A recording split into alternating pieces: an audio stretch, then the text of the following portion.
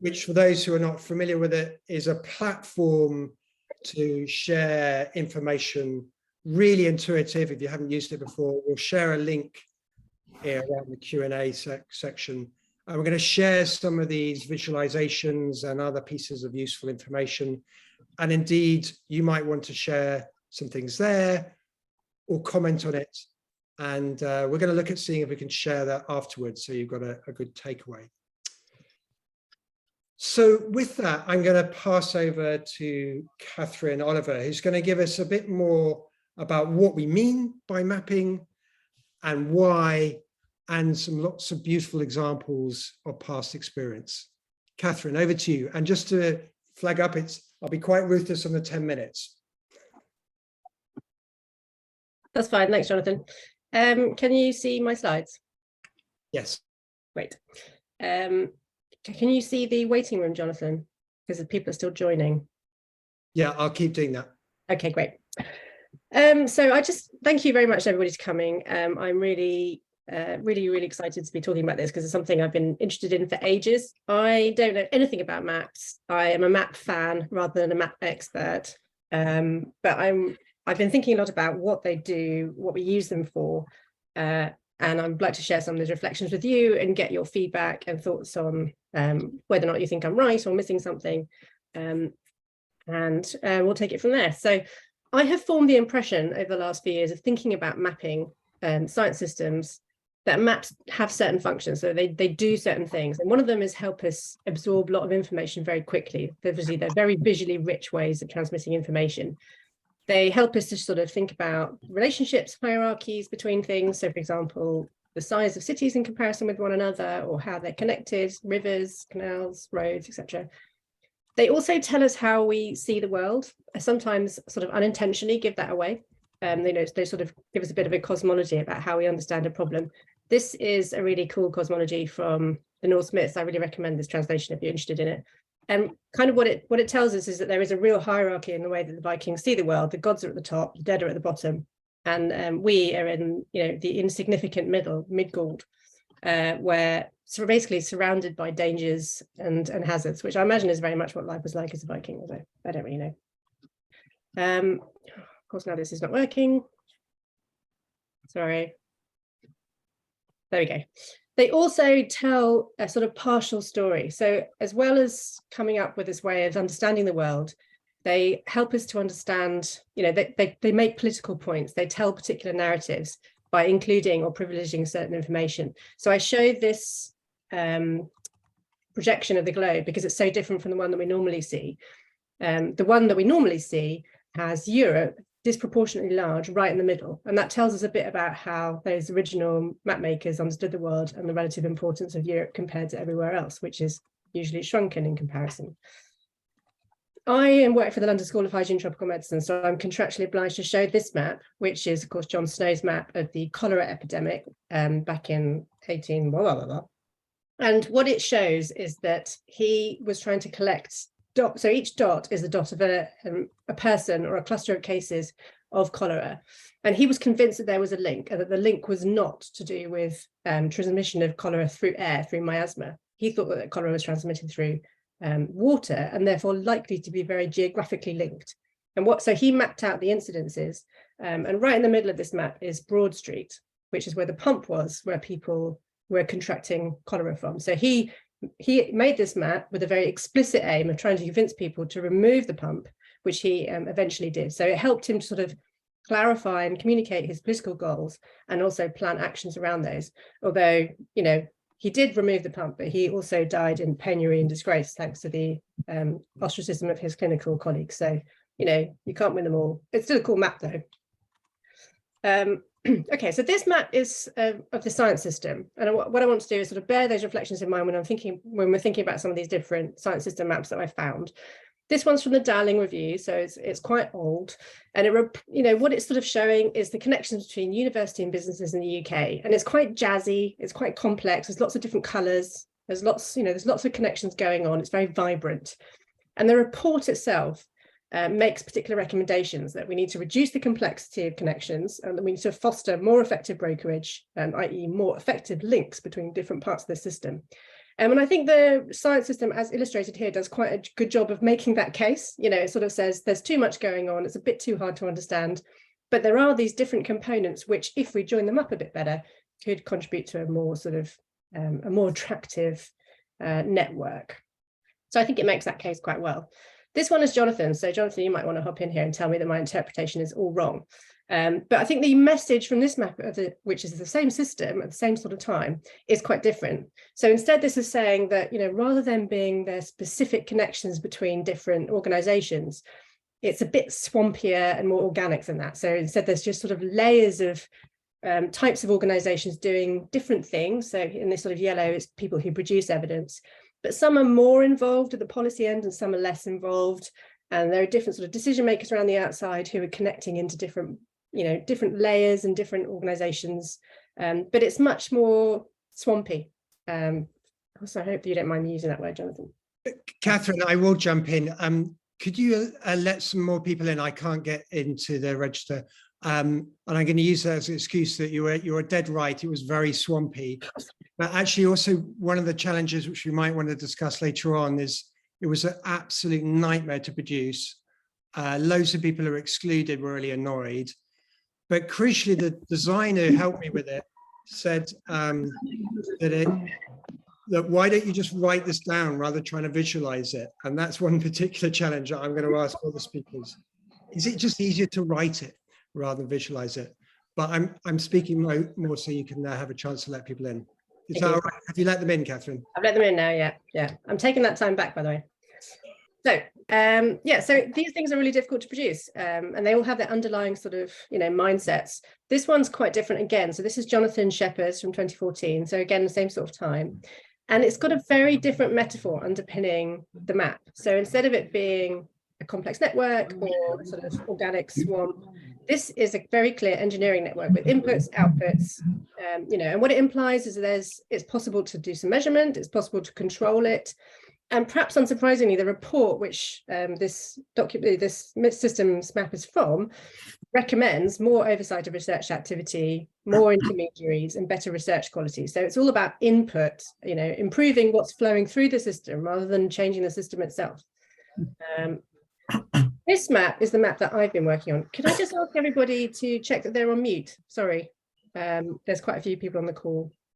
Thank you very much. So this is a map that I've been working on for the last few years. As lots of you know, Annette, Boaz and I are seconded into the Government Office for Science, which is the science advice bit of the UK government. And when we joined, we realised that we had a number of misconceptions or misunderstandings about how it worked, which we've been trying to clarify for ourselves and then communicate to others. So part of what we wanted to do with this map was just to map all the different organisations involved in evidence production, mobilisation and use in the UK and sort of see how they're vaguely connected with each other. But also to think about, well, where are academics connecting in and what's the difference specifically between production of science advice and the delivery of science advice? Because actually in the commentary around these science advice, often those things are completely conflated. So trying to separate out different functions, which we've done here through different colours. And this is going to be on the Miro board. So if you want to take it away and look at it, zoom in, please do, because I know it's a really busy map. And it's made a lot of people very angry. So I'm sorry about that. Although not the most important person, who's this person on the map. So this is just a tiny snapshot in the middle of the government chief science advisor, who currently is Patrick Balance. And this is how his job works, basically. This is who he's accountable to, who he delivers science advice to, and whose input he seeks when he's trying to do that bit. So he's able to pull on these different mechanisms that sit in departments, but also in his own office, and external expertise to produce science advice, which he then delivers on their behalf to the PM. So that's just a tiny snapshot. Oops. And if you look at how the accountability works, this was a really tricky one to try and figure out. What we wanted to ask was, how does power flow through this system? And we've decided to articulate that as accountability. So who's formally accountable to whom around science advice? And we sort of came to the conclusion that really officially it only sits within government. And there are different bits of government whose job it is to do this, and you know they'll be in trouble if they don't do it. It doesn't really sit anywhere else. So trying to articulate and think about the roles of even the funders but also particularly researchers and universities in producing and delivering evidence for science advice and for the science system more generally, is much harder to articulate. Interestingly, the funding is not connected with accountability in any way. And obviously that's for some very good reasons, such as the Haldane principles and independence of researchers and so on and so forth. But it's interesting, it was interesting when we were mapping it that was so clear, a relationship. Obviously, I recognise that there is funding within government for R&D as well. And we've indicated that through the public sector research establishments here. But there are obviously other bits and pieces. But by and large, this is how it works. So in terms of what the maps are for, we were trying to think of it in terms of clarifying for ourselves our understanding of, what was the system we were sort of launching ourselves into. But it also really helps us think about how we measure it, so how we would know if it was working well and how we can intervene. So Christian and I, which I'm sure he'll talk about this, I did a bit of work for Christian a couple of years ago, last year, thinking about how we would measure healthy science for policy systems. And one thing that the map allows us to do is pull out particular sections of it. So this is an example of a typical science, typical department in the UK government. And then we can ask questions about, well, what would it look like? What would we see if this was working really well? And we might, for example, see that, each department's got a chief scientific advisor who can pull on different bits of science advice mechanisms. So, for example, science advisory councils, individual researchers, but they're accountable in different ways. They're accountable to the GCSA, but also to their perm secretary. So there are sort of transparency mechanisms inside. But we would expect them and hope them to be able to articulate knowledge priorities, which reflect the departmental needs. And they would know that because they were talking to policy teams. And there would be evidence capabilities within government that they could act on those and commission and use good research.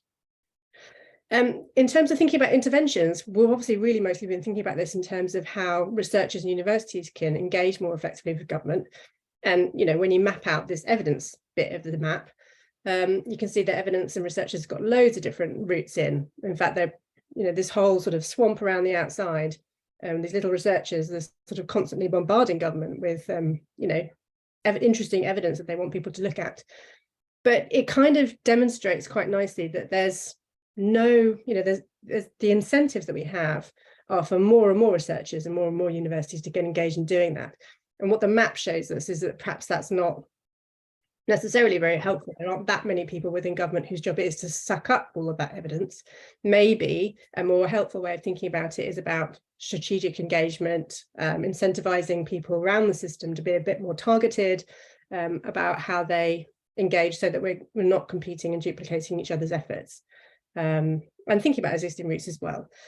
So we should be cautious about mapping, because when you write this down, when you visualize it, it kind of implies that there is a system there to do it, whereas in fact you could just be reifying something that doesn't really exist. So that's my version of the science system. It's not necessarily anybody else's, but it does help us to talk about whether or not we have a shared goal. One of the bits of work that I was doing with Christian was thinking about whether or not science for policy systems do have a shared goal, so whether everybody in that system is there and is working towards delivering usable evidence for decision making and sort of supporting evidence use.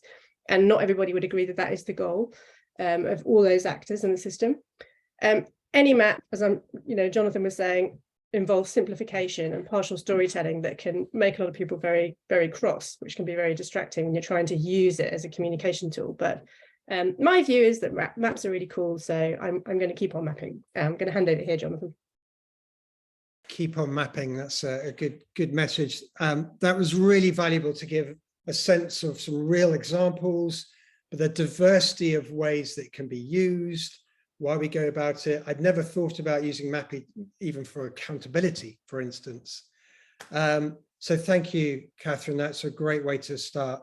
Harsha, I'm going to pass over to you, and I know you have some power issues in South Africa, so we will be patient.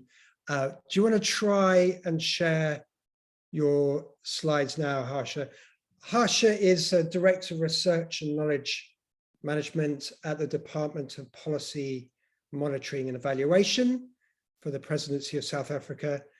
And what I'm delighted for Harsha to share is an example from South Africa that I always think is quite surprising, because it's actually about mapping some of the evidence, but I think you can see how it can be of value to seeing the wider system. But Harsha will say much more detail about that. Harsha, how's your slides going and your sound? How are you doing there? Can you see my slides? Yes, lovely. Do you want to try and continue? I will try. Yeah, I will go to the next one. And Jonathan, can you please let me know in 5 minutes, because I want to do a bit of a demo. So if I can get maybe into the next one. My slides are not moving. Can you, let me just see. Sometimes there's a bit of a delay. It might be power issues your end. Oops. All right, let me just stop and start again. But anyway, just as Jonathan said, my name is Harsha and I'm working at the Department of Planning, Monitoring and Evaluation as the Director of Research. So I think if you can see my screen, okay, there we go. It is really a story, and I'd like to, concur with what Catherine said, because this is really a process in the making. And we started way back in 2012. And just to give you a little bit of a snapshot of our emerging story, that we were introduced to a concept, an idea, and we didn't know how it was going to play out because this was in the international space. But we did bring it home to South Africa, and we wanted to see how it kind of brings into our own policy needs and our work in the department.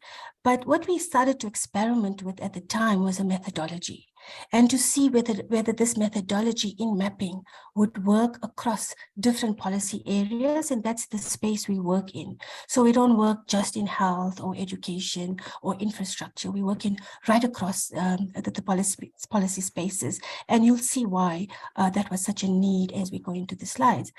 So what we did was we piloted this methodology firstly in housing and human settlements. And then we stayed under the radar a bit because we didn't really know how it was going to play out. But then we started to apply it in very complex other policy areas. And complex areas being, the developmental state and a capable state. This is what the country is pondering on, and especially within the presidency. Land reform was a big one. We just finished on health system, and then gender-based violence was another big one. So we started to experiment on the methodology and expand right into the national priorities. So in a way, the priorities were set out. We didn't have to go out and think about what the priorities would be, but it really was already there for us. And then currently, we are really into the space of looking at how we are building knowledge infrastructure on a broader base within the public service, how we address governance, and how we address adding public value. And this is through the regulatory policy impact processes. Now, Catherine, and I think a lot of us are asking, what are we mapping?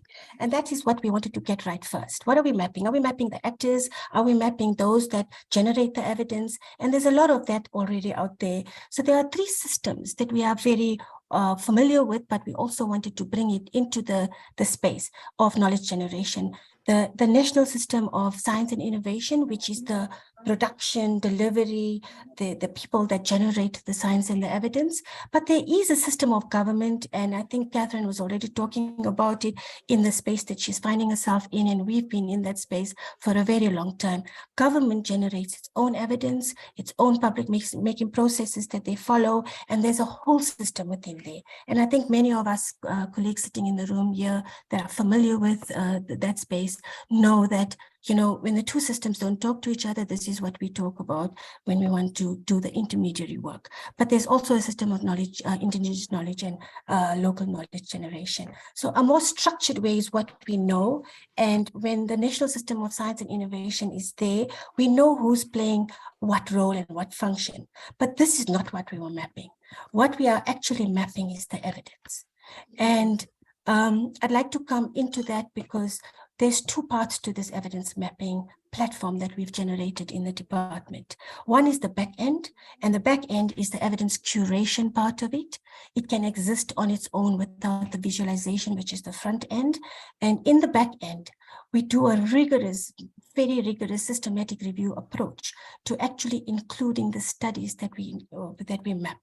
And that's the evidence curation part that I want to demonstrate. The front end visualization is what everybody knows about and sees, and with the bubbles and all the distribution of the maps, and that people are familiar with. But what we found over the years, and from map to map to map, and from policy area to policy area, that we are beginning to generate some level of intelligence, that who is generating the knowledge, because we can gather that real time. What evidence types are dominant? Where's the identification of the gaps? That's clear from the distribution. And then also the clustering, duplication, and the waste, the evidence waste, because a lot of the bubbles that are very big, everybody's doing the same work in the same space. And get to know that there are lots of other gaps that you could still be doing and producing evidence on. Then also some of the linkages, because you start to see those that are only working in housing or health or education, they actually then only work within their space, but there's a lot of linkages across the policy areas as well. And I mentioned about the gaps. So from production and management, and I think there's a lot of management in the background. I don't have time to go through all of that, but in organizing and managing the evidence base, we started to actually generate and respond to the policymakers' needs real time. And I say real time because we would engage with them. We would say, here's the evidence that we have, and these are 2 very high level reports that we have done within and less than 4 months of engaging with the policymakers and coming out with these reports.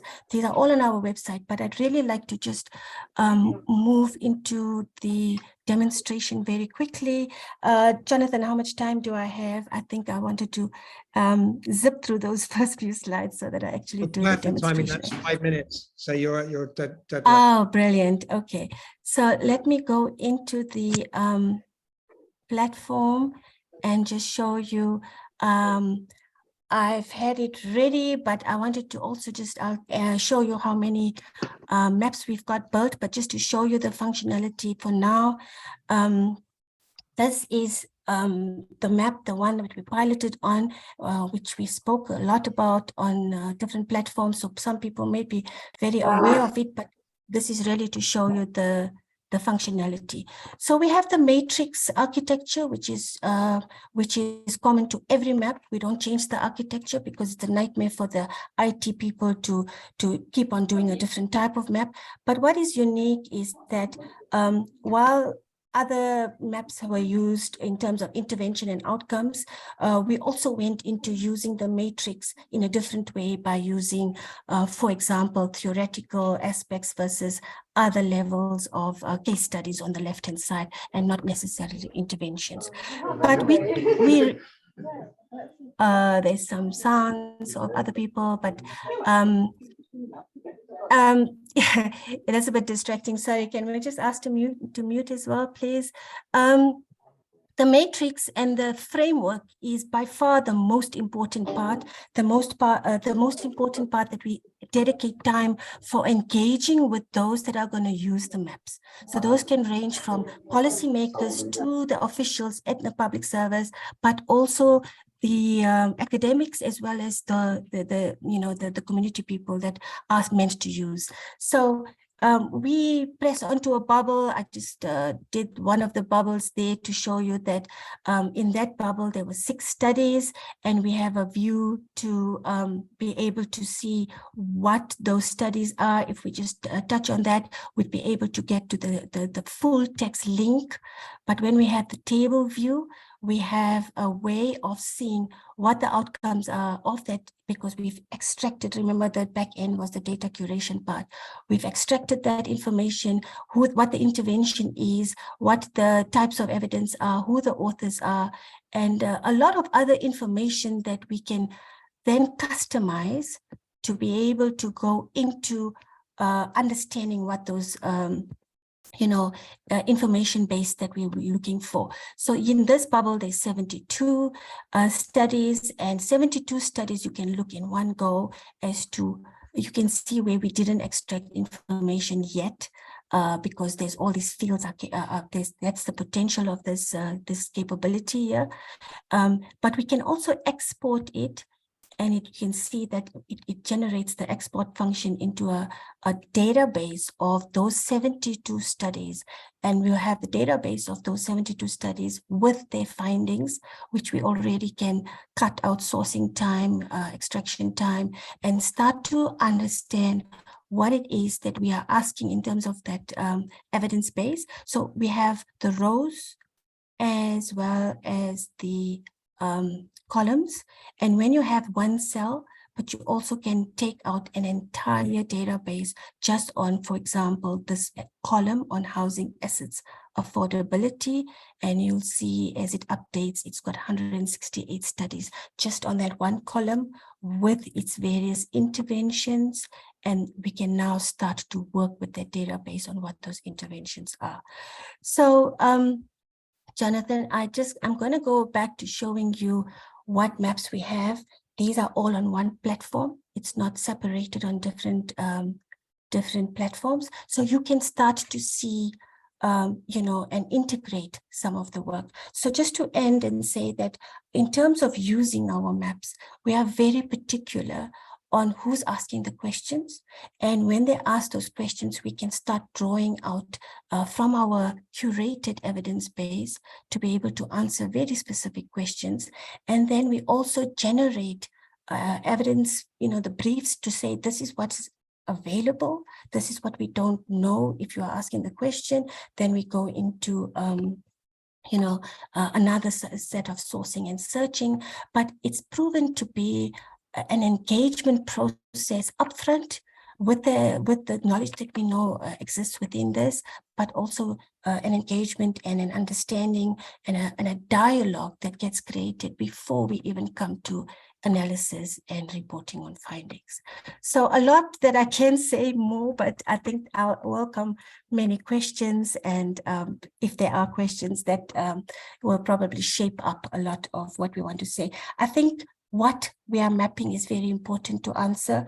And when we say how we are mapping, there's two parts to it. How is generating the mapping part of it, but how we're going to want to use it, which is the role we play as brokers.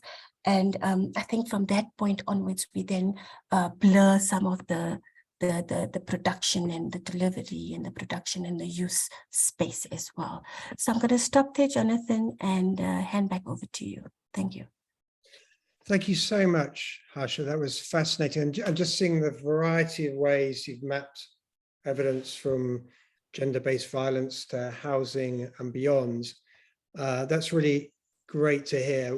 I'm going to pass over to Christian Krieger in a moment, but just before I do, just something to clarify, Harsha, how does it work? You mentioned about the value of dialogue and the blurring between the production and use, but how do you map the particular actors out there, not just the evidence? I saw you had, for instance, a particular center in South Africa. How do you map the actors, particularly if they're outside of South Africa? And something like, say, gender-based violence, the amount of particular organizations could be enormous. Do you just focus on people in South Africa?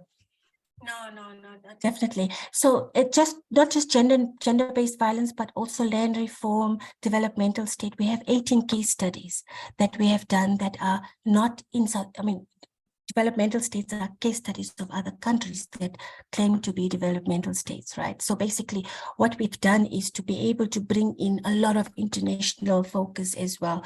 But the conversation and engagement comes in when, who are we comparable to as a country?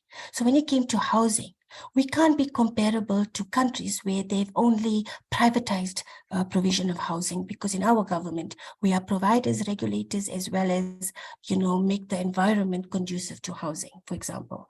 So we've mapped others, but I think the one question is, we've chosen to write up our evidence ecosystem. It was easier because when you write and map, it's from the viewer perspective, right? So there's lots of different mapping of the arrows, and people have all engaged on that. For us, our need was to actually map the evidence. And then from there, we start to see who's dominant in producing diagnostics, for example. Those are the type of evidence. And then there's very little and very thin evidence on what actually works. So we know that. Yeah. Really interesting to see, and a different take on how to use evidence and gap maps. And as you said, looking at duplication as well as the gaps and the strengths and weaknesses. Thank you so much. There are questions to you already aimed at you. Actually, you might be able to respond to by email because they're coming through thick and fast. But I'm going to pass over now to Christian. Just before I do, please do put yourself on mute if I've missed somebody on mute, so there's no interference. But Christian, do you want to try sharing your slides? Yeah, let me do that. Okay, does it work? Good. Yeah, it does. Perfect. Okay, so my name is Christian Krieger. I'm at the Joint Research Center. That's the Science and Policy Service of the European Commission. And I'm in particular working on how to better institutionally support the connection between scientific communities and the policymaking communities. And obviously, this idea of evidence systems and mapping them is highly relevant for our work, because on the one hand, the JRC is obviously part of one of these evidence systems as the knowledge and science of the Commission. So if we had a map of the EU level system, that could certainly help us become more effective in sort of brokering knowledge and to connecting to relevant other actors. But I'm also, I also find it interesting because we have over the last 3 years started some work on science for policy ecosystems. So this is the institutional architecture that ensures that scientific knowledge is delivered to policymakers at the EU member state level. And here we are actually doing 2 different projects that are of interest, I hope, to this group. Let me just see whether I can move the slides. Yes.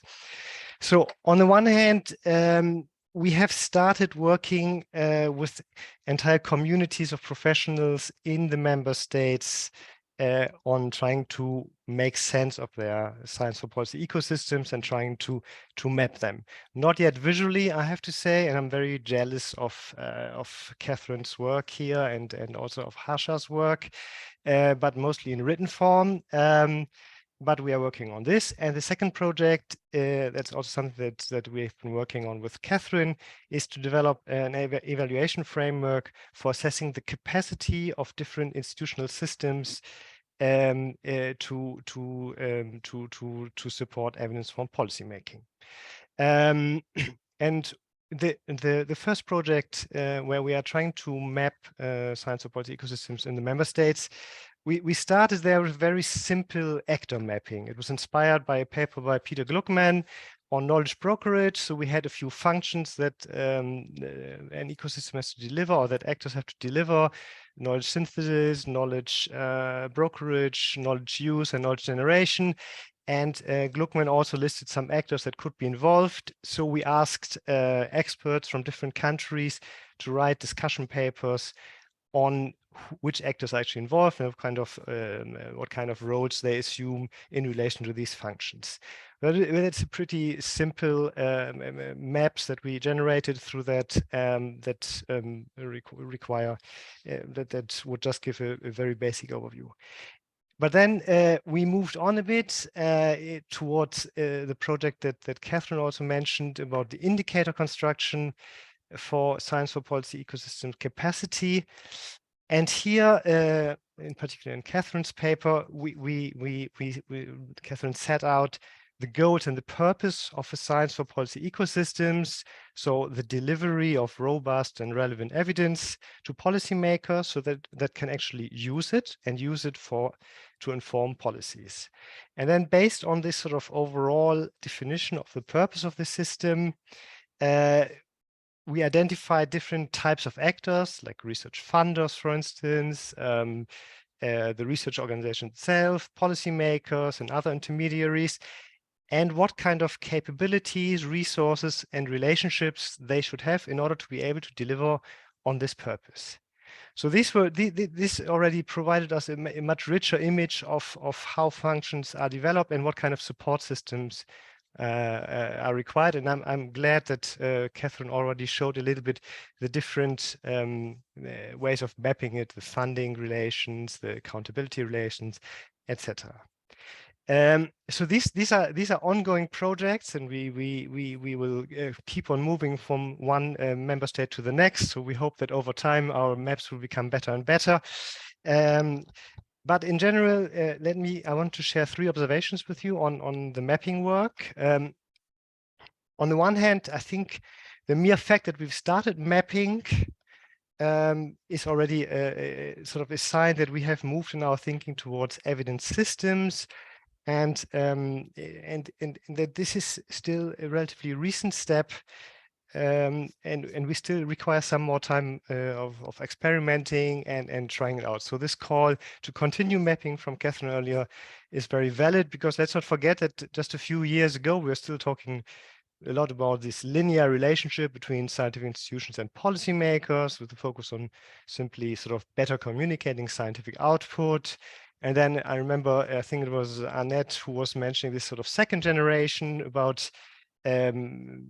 more relational approaches, focusing on creating productive interactions between the scientific community and the policymaking communities. And it's only recently that system thinking has entered the picture and has thereby sort of widened our perspective on science for policy questions and how science for policy is actually delivered.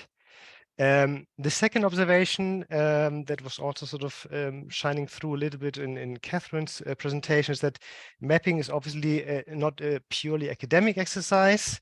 So from the JRC's perspective, for instance, we are not just trying to understand better what kind of actors are in the system and how they relate to each other, but we are also trying to trigger policy change on the ground in favor of stronger capacity for science for policy. So mapping is in a way for us also a governance tool, a tool to trigger policy change and innovative governance. And this is, I think, where it gets very, very complicated, because inevitably mapping processes leave certain actors out. And I hear from Jonathan and from Catherine that people got very angry when you started mapping and presenting science for policy ecosystems. So who is part of the map? Who's included? Who is not? Should research funding organizations be involved? Think tanks? What about research institute associated with political parties or social partners? What kind of evidence should we count, and therefore what kind of actors will be included in the map? So these are all very politicized questions, and that makes it also hard for the European Commission to vis-a-vis the member states to take a clear position on that. But the question that in turn emerges is who should actually make these decisions, and how should we make the decisions on who to include in the maps? And this is where my third observation comes in, that we need inclusive and transparent processes that then inevitably also result in better maps. So the JRC approach here is that we are involving as many actors as possible from the different countries in our mapping processes, on our attempts to capture the science for policy ecosystems. So we have organized this sort of series of 14 participatory workshops with more than 1,500 participants to really understand who matters, what's happening on the ground in terms of science advice, and what works and what doesn't really work. And this is important, first of all, because we from Brussels and from any capital, I suppose, or from any academic institution, we cannot fully capture the empirical richness of any ecosystem. So we really need to make it a collective effort. And then secondly, since we want to promote from the JRC, want to promote capacity building in the science for policy ecosystems, and we want to have that this capacity is really fit for purpose. We need to reach out to the local stakeholders and the local professionals that have much better knowledge on what kind of purpose the ecosystem should serve, and a much better understanding of the political context. So in general, the purpose that Catherine, for instance, set out for science for policy ecosystems, the delivery of robust evidence to policymakers that can actually handle this evidence and use it, is obviously valid, but then science for policy practices are also often linked to wider democratic governance processes. So they might be about adequate stakeholder involvement, they might be about trust in government, scrutinizing government, communication to the public, accountability systems. So this may require different sets of actors depending on the national institutional and political setup. So let me just close by saying that all our works, obviously, we have lots of reports that you can have a look at, and I will share the links later. And that we constantly look for feedback and ideas, and we are happy that Catherine, as I said, she has already given great input to our work. And finally, I want to say that I'm really looking forward also to the next presentation about participatory mapping. So because this might be a tool that we should be using in our workshop series and for other projects. So with this, thank you very much, and over to you again, Jonathan. Christian, that was spot on, those three observations. And like you said, it sets it up very nicely for our final talk, which will include an example of participatory techniques. I have lots of questions for you, Christian, but I'm going to shut up because I'm conscious of time. But that was great. Ben, are you okay trying to share your slides now? And yeah, lovely. Yes, and can you hear me? All good. Yeah, thank you, Jonathan. Thank you, other speakers. It's been very interesting.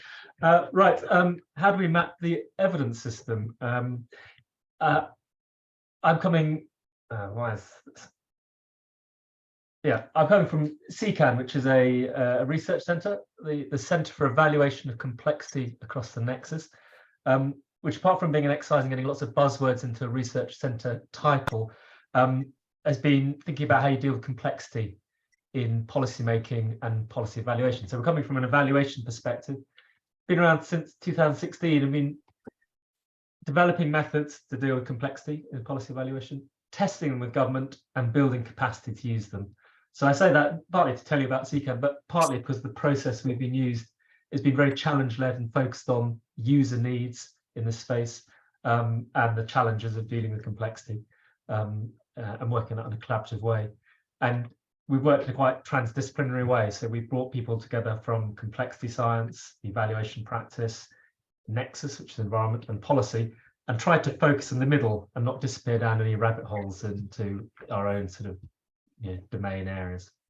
So that's been about CCAN. There are lots of complexity sensitive methods I can tell you about, but I'm only going to tell you about one of them. If you're interested in any of these, they're on our website. But what I'm going to talk about today is participatory systems mapping, which it's a way of mapping systems. It's what its title says. It's a participatory process. It's used to build systems maps, and it's used to build systems maps that represent the causal relationships between factors of interest. So I think some of the things we talked about today have been thinking about the institutional architecture and the organizations present in a system, and the links between them. What participatory systems mapping is about is thinking about the causal relationships between factors of interest. So if you've got A and it relates to B in some way, what's that nature of that relationship? When A goes up, does B go up, or does it go down, or it's not sure? You're not sure. And using that process can allow you to generate maps which create insights into lots of different types of processes. The broad aim is trying to get away from linear conceptions of systems, the typical logic model where you have a project, you put inputs into it, generates activities, it leads to outputs, outcomes, and impacts, which is a very linear process and doesn't acknowledge that any project you're involved in has lots of things flowing in and out from all over the place. So on the right-hand side, we're trying to get to a systems view, which starts looking very messy, but starts presenting the reality of a situation. This is a system map of bio-based energy. So the focal area of interest was bio-based energy in the Humber, and we're trying to think of all the things that are around it that affect whether bio-based energy will grow or will diminish, and mapped out all those links and generate a map in a participatory way. In terms of how you might do it, it can be applied to any problem, but pick your focal problem. And obviously, creating systems map for evidence would be a focal problem here. You do it with stakeholders, so a small group of stakeholders, design a process, and then you can knock out a map really quickly. We've done it in a morning, in the quickest. We've done it, not to be recommended doing it that way, but you can, over a day, you can generate a reasonably good map which represents the problem space. And then following the generation of map, you can review it, test it, and start doing analysis to understand better the nature of those relationships, and write it up and generate insights. The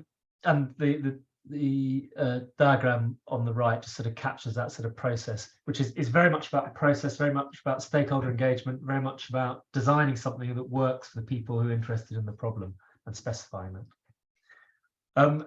The sort of thing you end up with is a map like this, and this, Catherine's highlighted the making maps, and John's highlighted, everyone's highlighted getting maps which are meaningful to people. What participatory systems maps generate, sometimes maps which are not very easy to understand. There's a lot going on this map. It doesn't necessarily communicate what's going on in a very easy way.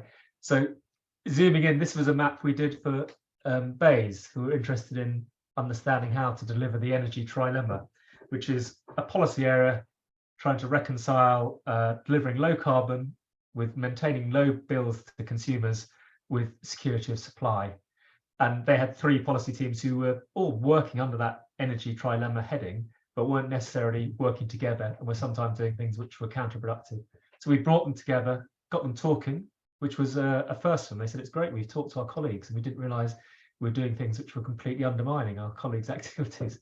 Generated a map and then did some analysis of it to understand where to make interventions and what was working and so on.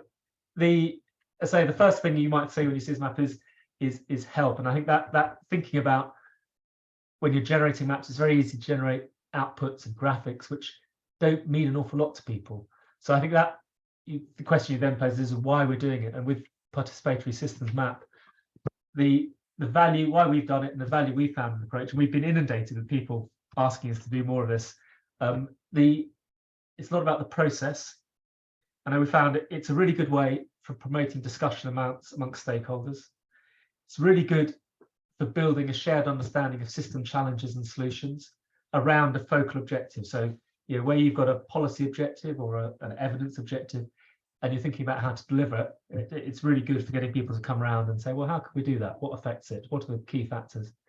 It's a really good way of making complexity explicit, and also making people's conceptual models. So a lot of time we're delivering projects, we have our mind maps, mental maps, and concepts, which we have in our head, but we don't necessarily share those. So this is a way of getting those out into the public domain, out of a bit of paper.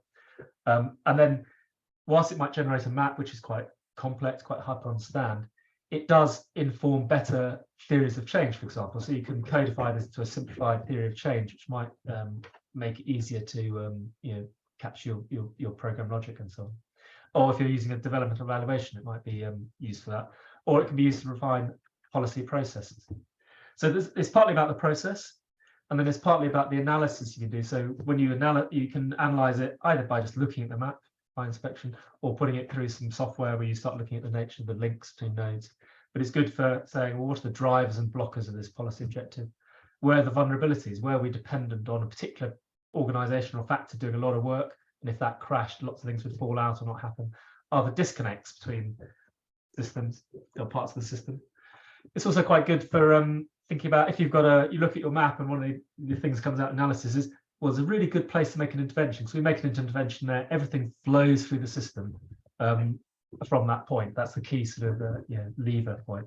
And also you can start thinking about, well, where would we collect data to decide whether we're doing the right things and making a difference? And those points of intervention and points of data collection might be in different places.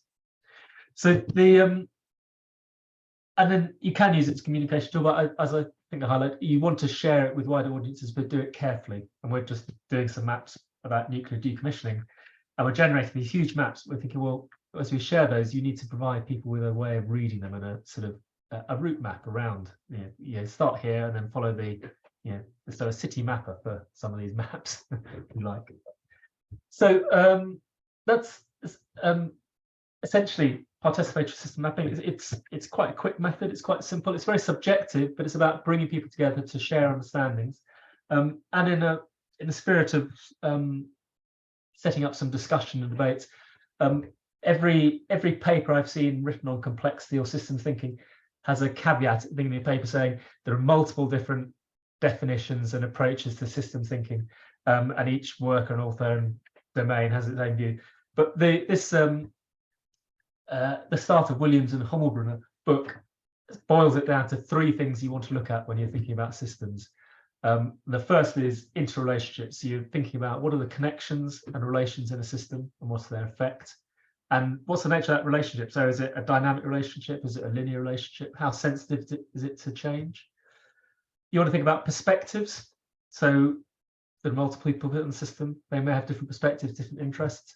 How can you understand the problem, and what assumptions are being made? And then if you start thinking about different perspectives, then you can start thinking about, well, what might be, how might we change the system? Where do we want to go? We characterize it as being here, but what might change and how might we evolve it over time? And the third key element is, where do you put boundaries? We can't consider everything. So what's in and out of the system, what resolution you're looking at, and then critically, who decides that? So you start getting into framing and issues of power, about who's thinking about specifying the map.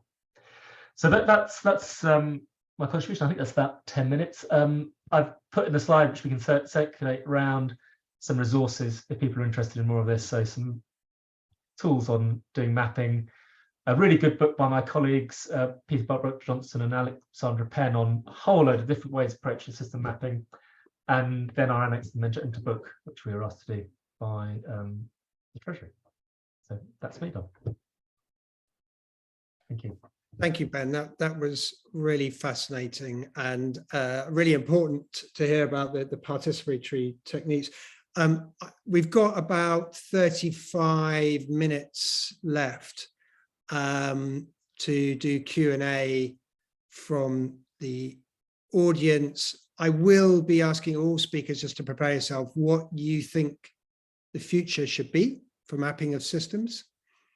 If you had a magic wand, what would it look like?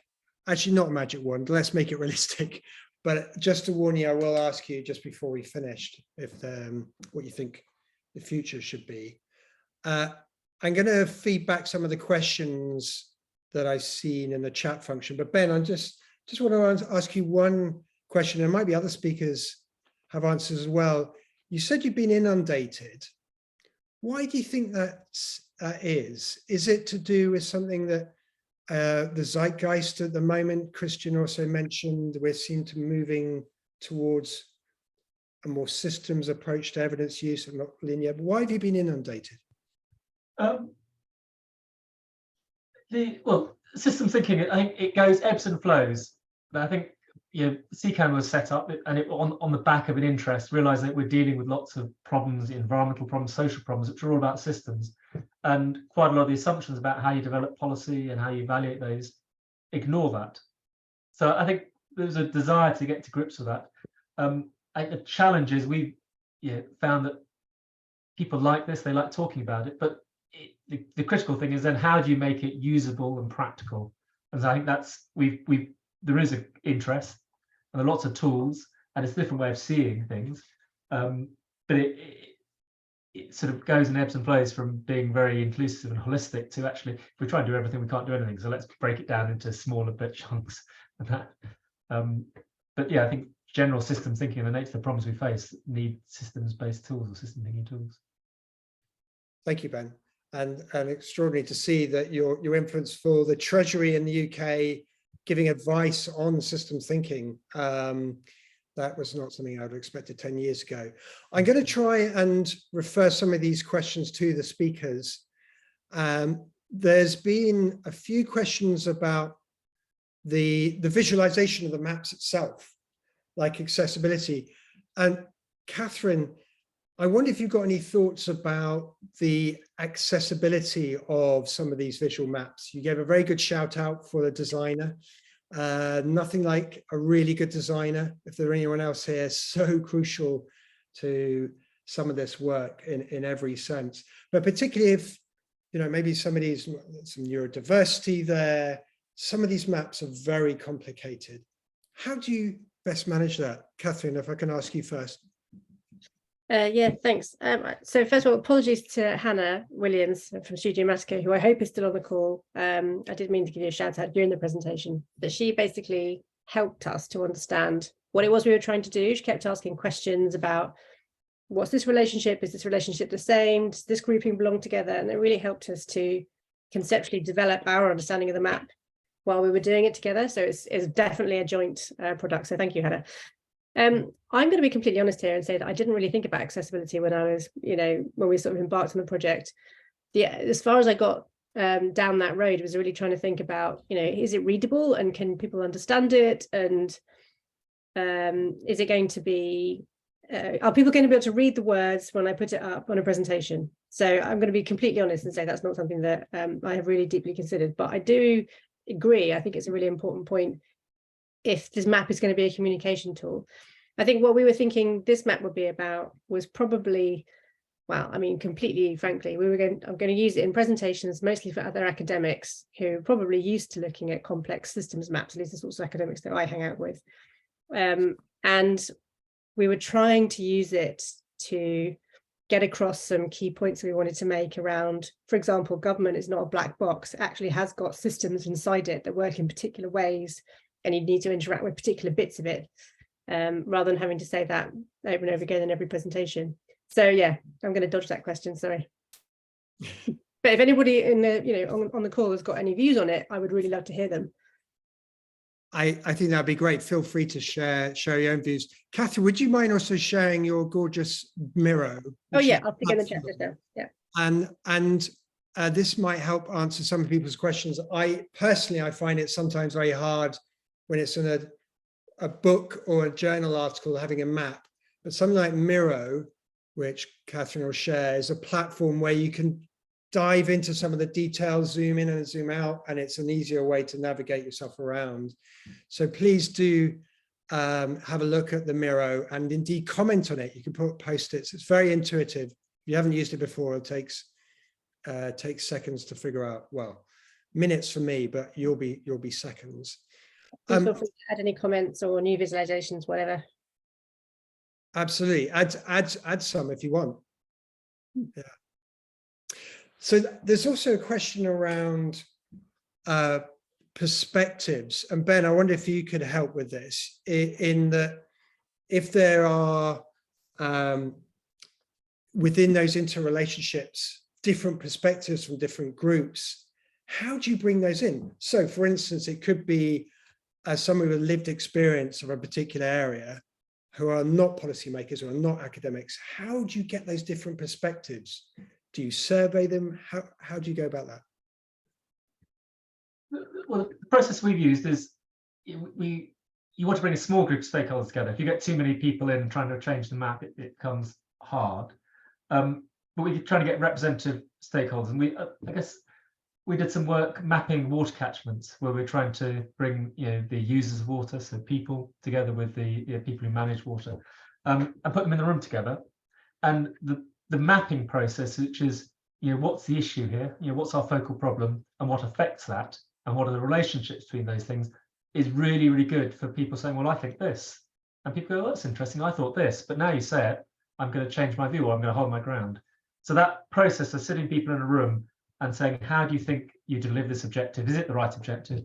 You know, what affects it, and how important those links and what's the nature of those links is a good process. And because you don't have the conversation, you actually capture the conversation in something which you can then say, well, A goes to B goes to C and is affected by these things. It ends up with a map which you then can ask people to say, does this represent a reality you'll agree to? The issue is when you've done it with a small group of stakeholders, you might go into a different group of stakeholders and they might get a slightly different conception of maps. So you do get different maps, but the value is in generating shared understanding. or identifying where there are conflicts which might need further work. Ben, do you literally sit in the room with these people? Is it? Well, you can do it. You can do it in the typical process. You write a focal problem on a wall, and then you ask people to write post-it saying, what are all the things that affect whether this problem's going to be solved? As long as it can go, a fact can go up and down. And once you've got those hundreds of post-it, you start saying, well, can we group these, and what's their impact on the focal problem and how they linked? And within a day, you get a map which shows those relationships. And then you can start saying, well, what's important here? Where might we make interventions? And what are bits of analysis? What jumps out of the map, and how might you use it? So good facilitation workshop skills still needed. You don't. Again, designers can be very good at that. But I've got a question for both Christian and Harsha, since you sit within government or multilateral organizations, and that's whether you found maps to support discussions with policymakers. Have you found them as a useful visual aid to have those discussions, to guide conversations? And it might be different pieces of evidence. You can show where it fits in the landscape. Have you found them useful tools? And if you can give any practical examples, that would be marvelous. Christian, do you want to start with that? And maybe Harsha, I'll come to you next. Yes, certainly. I mean, we haven't been using it in our unit a lot, but I mean, the rise of infographics and such tools already show that the visual appeal of, or if you use visualization of arguments, that it's becoming quite persuasive. And since it's also reducing complexity quite a lot, and policymakers have limited time often to listen to more complex arguments, it's certainly a helpful tool. So we are looking for good designers as well for our work. Please share Christian's email. Anyone wants to pitch for business? I think you've just heard it straight from the European Commission.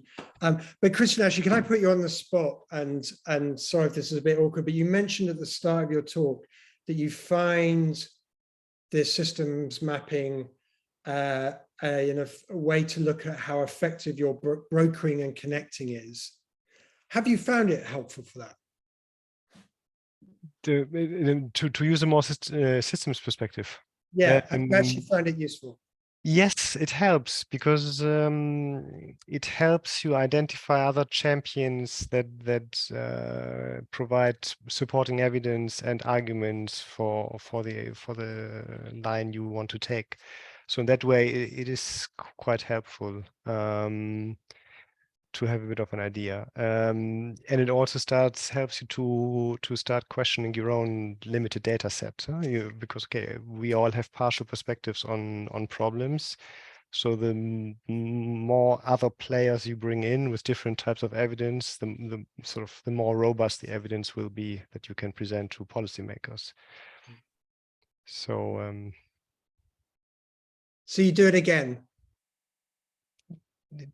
Yes, I mean, we benefit from broadening the perspective, on issues, and yeah, I mean, it's critical to avoid the cherry picking of evidence. So, and you can avoid this by knowing more about who else contributes to the evidence, to the debate. Thank you, Richard.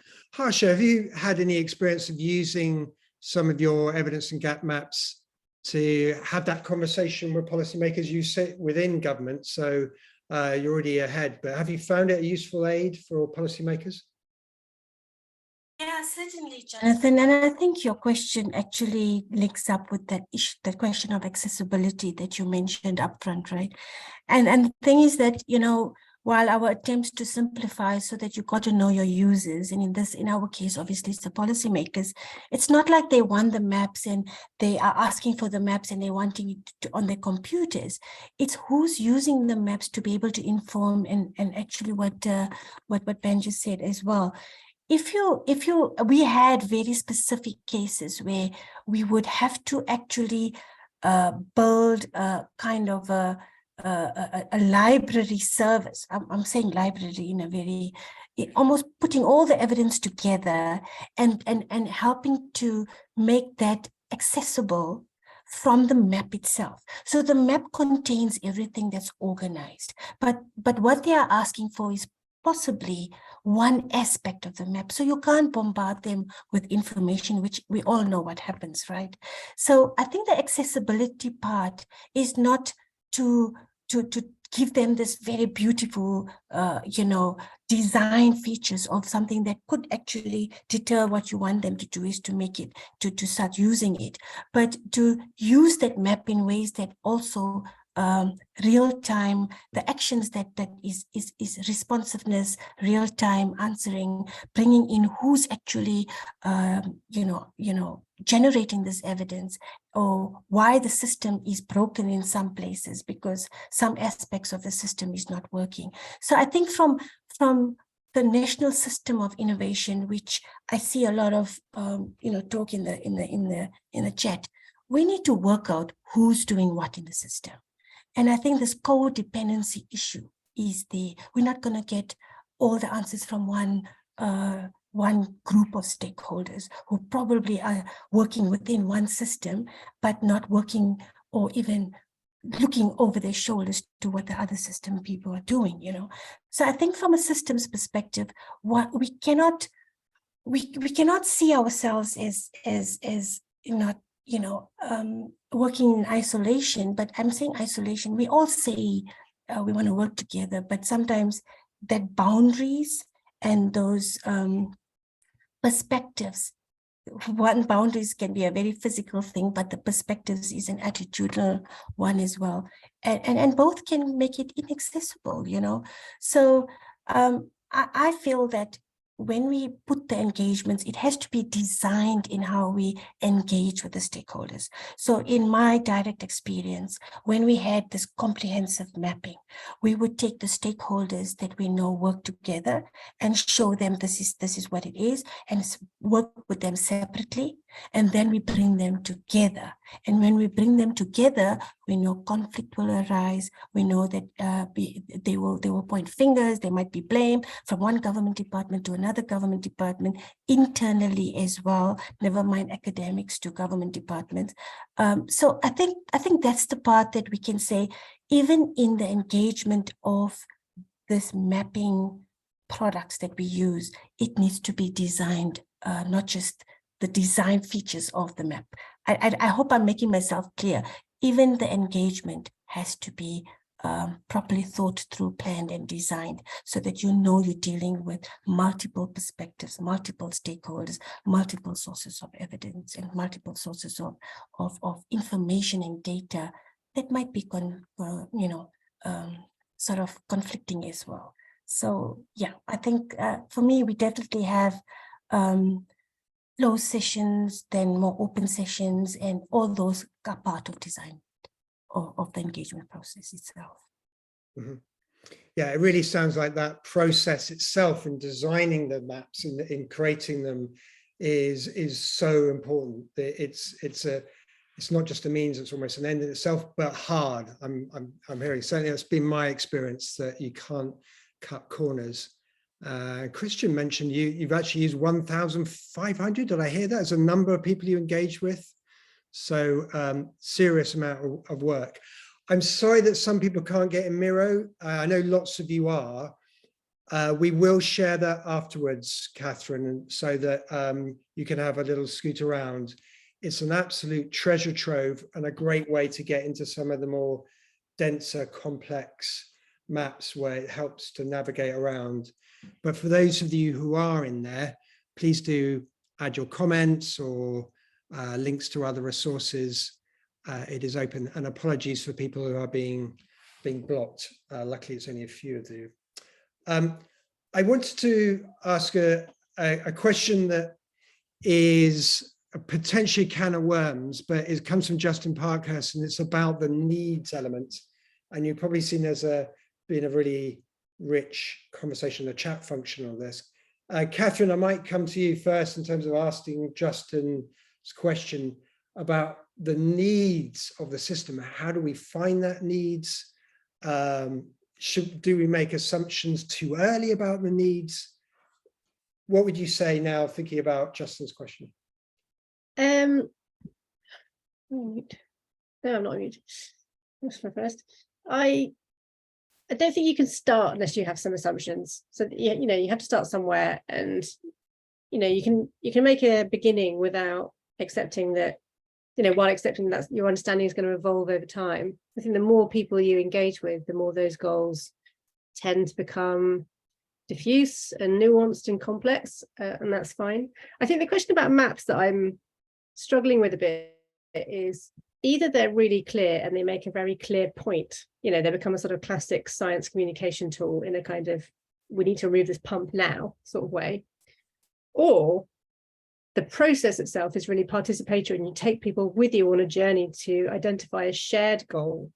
But to do that with something as large and complex as the science system itself, I think is a really big undertaking, particularly when you think, you know, we're not doing this for the benefit of researchers and academics. We're doing this because we believe that populations in our countries should be served better by the research that we're investing in. If that's your starting point, then the science system involves everybody. So I think the question is, you know, what's the tension between accuracy and advocacy? I went off my own tangent there. I'm sorry, Jonathan. Tangents are good, but it's a hard question, and if anyone else in the panel has answers to that, it's not an easy one, but it might also be a question for what you think the future should look like, which I'm going to come to in a few minutes.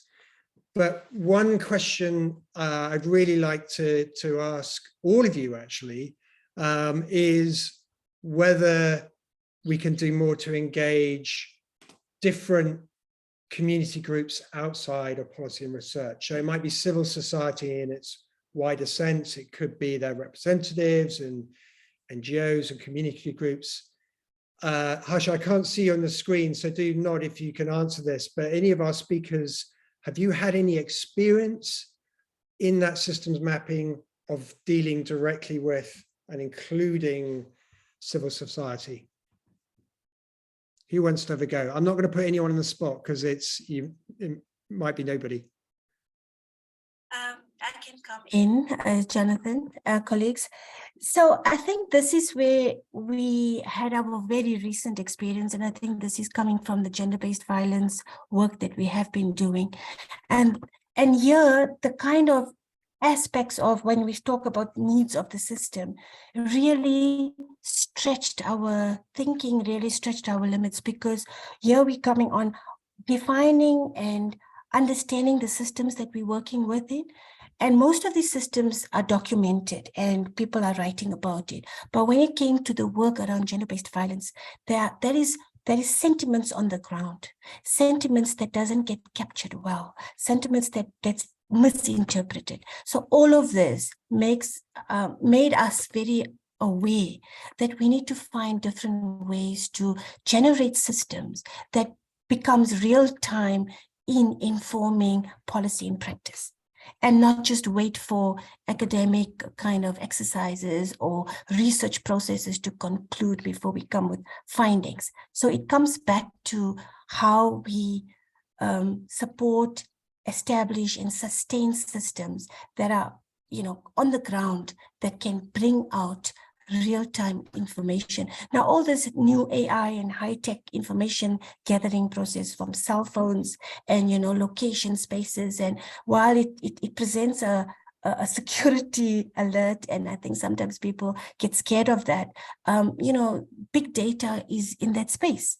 And I think we need to become more embracing of that, although it can become a point of vulnerability, I think. But I think when it comes to needs of the system, any system, and I think that this is where I'm starting to answer your question a little bit, Jonathan, as well. If I can maybe stop there and ask other people to come in, because it really goes into how we can make systems more resilient. So let me stop there, because I am really wanting to dive into the question that you also asked. Harsh, I think we could do a whole session just on resilient systems, but I just want to keep on this particular one there about civic participation, and whether anyone else has got any concrete examples of using this system mapping for citizenship building or any engagement. I haven't seen that, but has anyone else some really interesting examples from Harsha, particularly where we see the gaps, maybe using AI, but has anyone engaged directly with civic groups?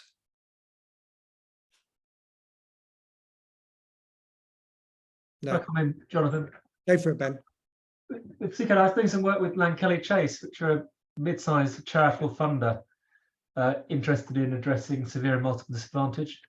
And they were trying to get away, so that we're in part of the system, but we want to get away from just being seen as a provider of money and think, how do we create a healthy system where we deal with needs, which is always the purpose of dealing with service provision. People's needs need to be met, but how do you change the system to resolve and remove some of those persistent disadvantage? So it's an interesting working with them at how you reconceptualize that sort of model of the things that perpetuate social disadvantage. I think there were some quite interesting models about how you relate what people do on the ground in terms of service provision, engagement with communities, and the diversity of things that go on, with learning from that and feeding that up to policy making and the intermediary and sort of backbone coordination organizations you need in the between. And I think Every Life Matters had quite a good model of where you have people on the ground who are doing lots of valuable things and have lots of knowledge, and it's how you share that across practice, but also reflect that into policy and communicate it in policy-friendly ways. So lots of evidence generation, evidence learning, evidence transmission issues in that, but the role of bodies that looked up and down and coordinated was really important, again, in success in that area, but results in a really complex system. It is complex. Christian, did you want to come in? Yeah, I mean, I don't know whether you're aware, but the OECD has last year published a big report on the deliberative wave about innovations in democratic policy making, focusing on sort of citizen engagement panels and juries and participatory budget processes. So all these processes are going on, but I don't know how they are being connected to sort of evidence-informed policymaking processes. So obviously the citizen panels are always sort of prepared with expert input and briefings for the citizens, so that then there's a well-informed discussion. But I'm not sure how systematic the expert advisory systems are embedded in sort of more deliberative systems. And I think this is certainly something to look into in the future, also in terms of sort of maybe using maps to show how these different lines of work are not connected, not sufficiently connected. So that might be an interesting way forward as well. Very interesting. Harsha, I'm conscious of time. If you've just got a couple of sentences, go for it though. Go, but just 2 sentences if you don't mind. Yeah, so when Ben was talking, some of the public processes that are legislated, we used that in the land reform process, because when you go out as researchers, you go and do focus group discussions, you go and do interviews. Now we have land hearings. We had land hearings, for example, and rapporteur reports that came from the land hearings. And those were what we used to actually triangulate and validate what the evidence was saying. So in some ways, there's a system of legislation of public processes that has to be underway. And, when we generate the rapporteur reports from there, those are evidence already as to what people have experienced. And then you validate across the other evidence points and the other systems that generate the scientific evidence as well. So I just wanted to add that in. Thank you. It's a really good point to add, and also leads into our next event on February the 28th that we'll email you shortly, everyone who's here, which is on lived experience and how we do that triangulation. What are the methods to really bring in people with lived experience in a genuine, authentic, and ethical way? But I'm going to wrap things up there. I haven't finished with all the questions, but I really want to give the speakers a last chance to say what they think the future of mapping should be. It sounds to me like this is an area that's really taken off. Maybe that's just me, but it seems like some of you have been inundated. If you keep being inundated, what would you like to be inundated with, or what would you nudge back? What should the future look like? And I'd like to ask everybody in this speakers panel what their answer would be with that. As Catherine is smiling, I might start with you, Catherine. Imagine you're getting another request. What would you hope the future could look like? And Christian's mentioned we're still early days. It's still early days, but what do you think the future should be? Or you're on mute, Catherine. If I were going to do it again, I would like to have more discussions with people who are involved in acting and intervening at different places around the system, to try and develop more of a shared understanding about, this is Justin's phrasing that he's just put in the chat, why they're doing what they're doing and how they think they're contributing to a shared goal. Because I think often lots of us who are involved around, in evidence mobilization or whatever, we don't really articulate the end game to ourselves. We have this sort of implicit goal, which is we're trying to improve decision making, or we're trying to increase evidence use, or we're trying to improve societal outcomes, but we don't really talk about what that end goal is and what the points are along the way that we need to move through to get there. I'd like to move towards a clarity around that conversation. I think maps are a really helpful way to help us do that.